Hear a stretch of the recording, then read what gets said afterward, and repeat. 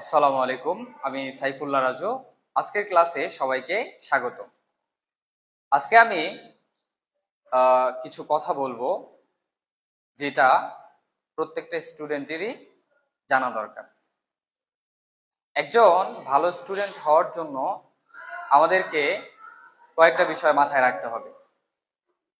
তার মধ্যে প্রথম যেই গুণটা বেশি দরকার সেটা হলো তোমাদেরকে কি হতে হবে? অবশ্যই তোমাদের ধৈর্যশীল হতে হবে। এখন ধৈর্যশীল বলতে কি বুঝো? ধৈর্যশীল হচ্ছে এখন একটা পড়া তোমাকে দেওয়া আছে, এই পড়াটা নিয়ে তুমি পড়তে বসার পরে একবার পড়ছো, দুইবার পড়ছো, তিনবার পড়ছো, তারপরেও পড়া হচ্ছে না। এরপরে তুমি কি করলা? তুমি তোমার বইটাকে ছুঁড়ে ফেললা এবং বললা যে দূর, পড়া হচ্ছে না, আমি পড়বই না।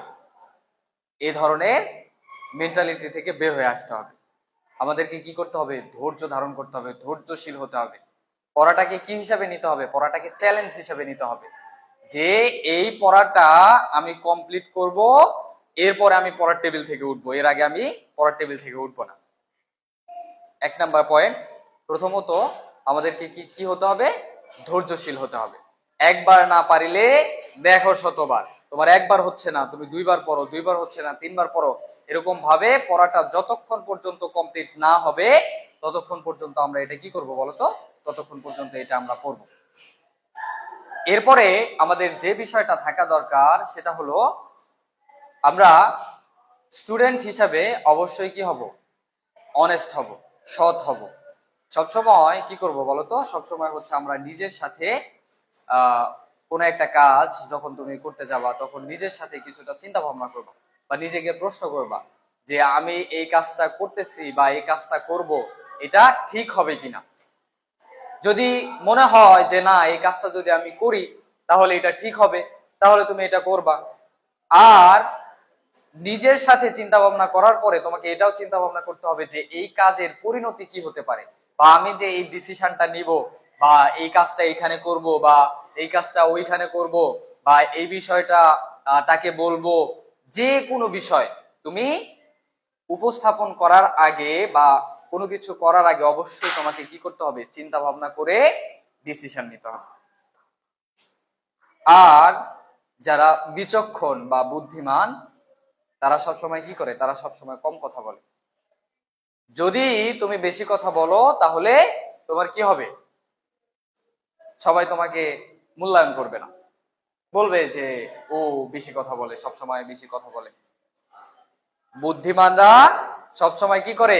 কম কথা বলে, প্রয়োজন ছাড়া কথা বলবা না। আর একটা কথা বলার আগে তুমি ওইটা চিন্তা ভাবনা করে কথা বলবা।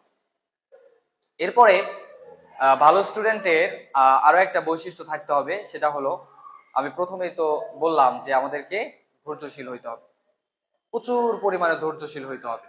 মনে রাখবা সবার ব্রেইন সমান, তবে কিছু কিছু আছে, এটা হচ্ছে সৃষ্টিকর্তা প্রদত্ত, এটার কথা আলাদা।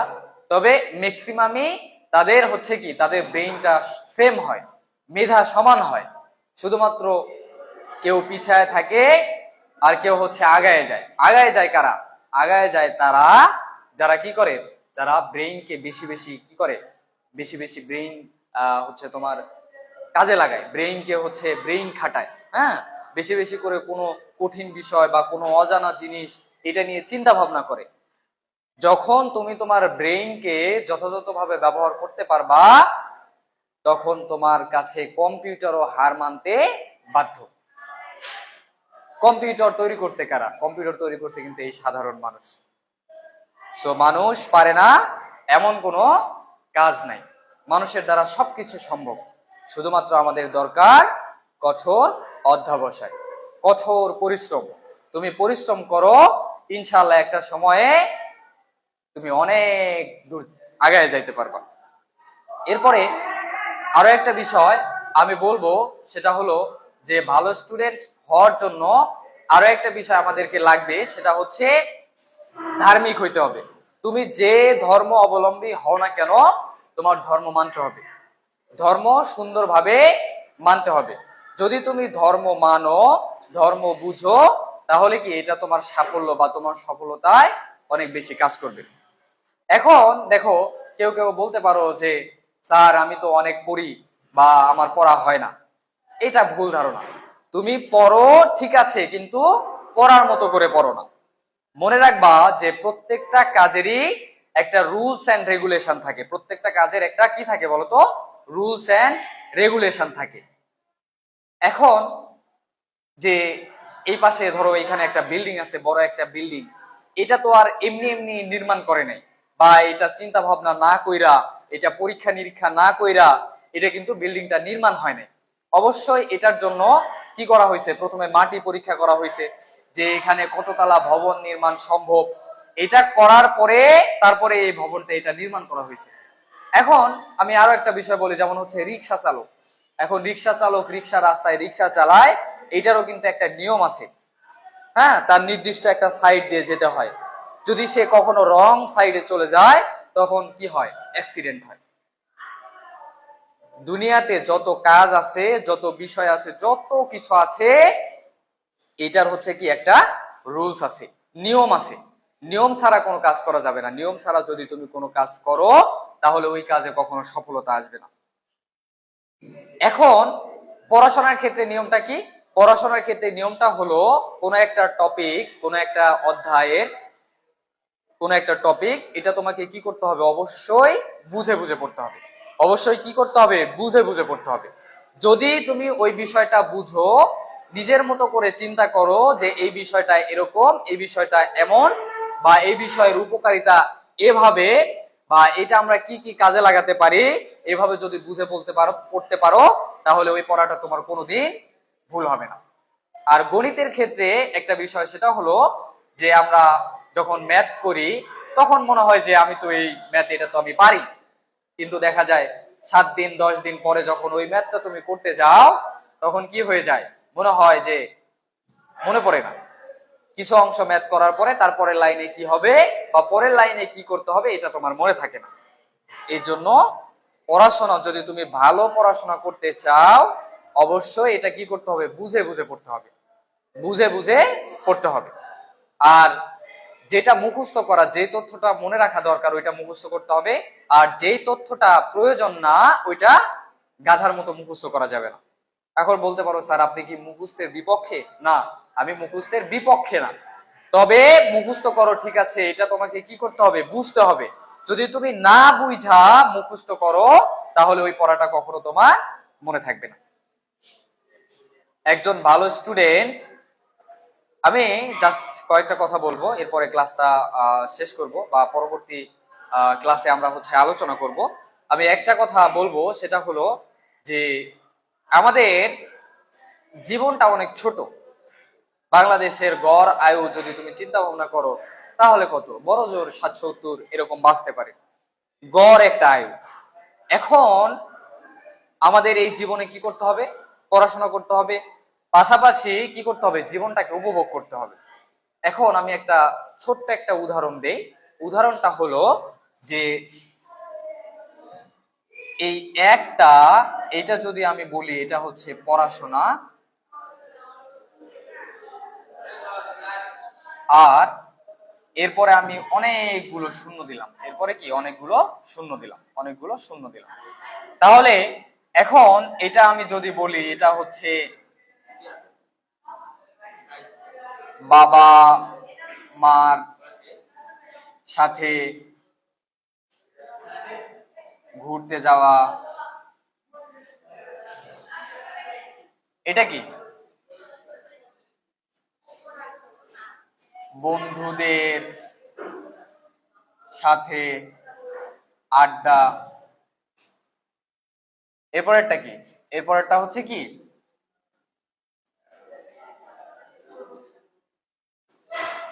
ধর্ম মানা। এরপরেরটা কি বলতো? খেলাধুলা করা। এরপরেরটা কি বলতো? এরপরেরটা হচ্ছে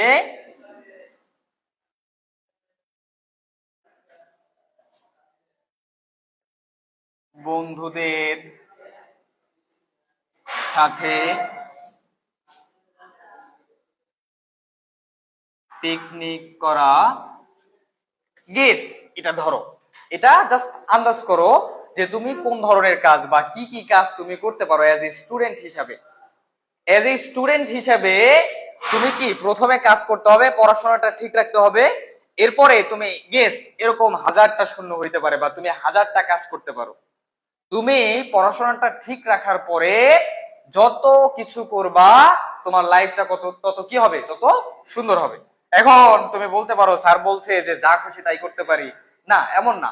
আমাদের এমন কোনো কাজ করা যাবে না যেটা হচ্ছে ধর্মের বাইরে যায়, আমাদের ধর্মের বাইরে চলে যায়, এটা করা যাবে না।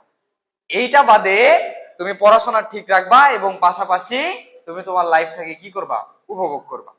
এখন এটা দেওয়ার কারণ হলো বা এটা বলার কারণ হলো, দেখো যদি তুমি পড়াশোনাটা ঠিক রাখার পরে জীবনটাকে উপভোগ করো বা অনেক কাজ করো, বাবা মাকে সাহায্য করো, দাদা দাদির সাথে গল্প করো, ছোট ভাই বোনদের সাথে আড্ডা দাও, যাই করো না কেন তোমার লাইফটা বা তোমার জীবনের মানটা তত কি হবে, বাড়তে থাকবে। দেখো একের পরে যত শূন্য দিব তত কি তোমার জীবনটা বা তোমার জীবনের মানটা তত বাড়তে থাকবে।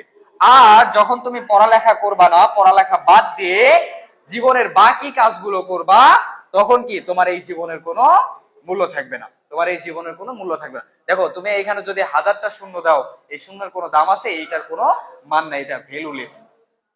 আমি তোমাদের যে বিষয়টা বোঝাতে চাচ্ছিলাম সেটা হলো, পড়াশোনার পাশাপাশি আমাদেরকে কি করতে হবে, বাবা মাকে সাহায্য করতে হবে। আমাদের অনেক দায়িত্ব আছে।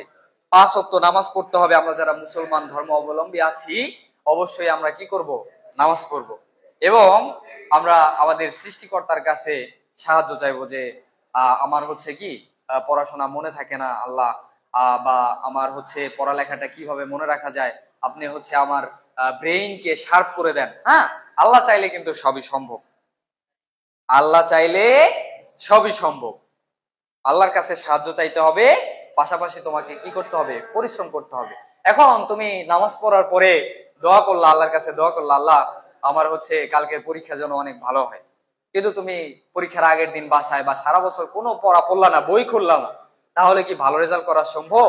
না, কখনোই না। তোমাকে কি করতে হবে, তোমাকে পরিশ্রম করতে হবে, পড়াশোনা করতে হবে, পাশাপাশি হচ্ছে কি সৃষ্টিকর্তার কাছে সাহায্য চাইতে হবে যে আমাকে সাহায্য করেন। তারপরে দেখবা যে আমরা সুন্দর একটা তোমরা হচ্ছে রেজাল্ট করতে পারবা। আশা করি বিষয়টা বুঝতে পারছো। এজ এ স্টুডেন্ট হিসাবে জাস্ট এইটুকু, তোমাকে তোমার বাবা মা বলে না কিন্তু যে তুমি কাজ করো, আমার কাজে হেল্প করো বা তুমি টাকা ইনকাম করো, এই কথা কি বলে? না, বলে না। তোমার বাবা মা তোমার কাছ থেকে শুধু চায় তোমার পড়ালেখা। তোমার বাবা মা এখন যে পরিশ্রমটা করতেছে, যারা চাকরি করে তারা দেখবা যে সেই 8টার সময়ে বের হয়ে চলে যায় আর ফিরে হচ্ছে রাত 10টা 12টায় ফিরে। সারাটা দিন তারা কঠোর পরিশ্রম করে শুধুমাত্র কি তোমাকে ভালো রাখার জন্য, তোমাকে মানুষ করার জন্য, তোমার পড়ালেখার জন্য তারা তাদের জীবনের আনন্দটাকে কি করছে, বিসর্জন দিয়েছে শুধুমাত্র তোমার ভালোর জন্য। তাহলে তারা যেহেতু আমাদের জন্য এত পরিশ্রম করতেছে, অবশ্যই আমাদেরকে কি করতে হবে, ভালোভাবে পড়াশোনা করতে হবে। এখন আজকের আমার এই ক্লাসটা যারা দেখতেছো বা আজকের পর থেকে বা এখন থেকে তোমরা সিদ্ধান্ত নিয়ে নাও যে আগে যা করছো এটা ভুলে যাও, আজকে থেকে পড়াশোনা শুরু করো। তুমি পারবা, মানুষ পারে না এমন কোনো কাজ নাই। শুধুমাত্র তোমার লাগবে কি, ইচ্ছা শক্তি লাগবে। তুমি ইচ্ছা শক্তিকে কাজে লাগাও এবং কি তুমি ডিসিশন নাও বা সিদ্ধান্ত নাও, মনোবলকে স্থির করো যে আমাকে পারতে হবে, আজকে থেকে আমার পড়াশোনা শুরু। আমি আগে যা করছি এটা বাদ, আজকে থেকে আমি পড়াশোনা শুরু করলাম। ইনশাল্লাহ ইনশাল্লাহ তুমি সফল হবে। আজকের কথাটা যদি মনে হয় বা আজকে যে কথাগুলো আমি বললাম এটা যদি মনে হয় যে না, স্যারের কথাটা শোনা প্রয়োজন বা স্যারের কথা ঠিক আছে, তাহলে এই কথাগুলো মেনে চলার চেষ্টা করবে। ইনশাল্লাহ ভবিষ্যতে ভালো করবে। আজকে এই পর্যন্ত, দেখা হবে পরবর্তী ক্লাসে।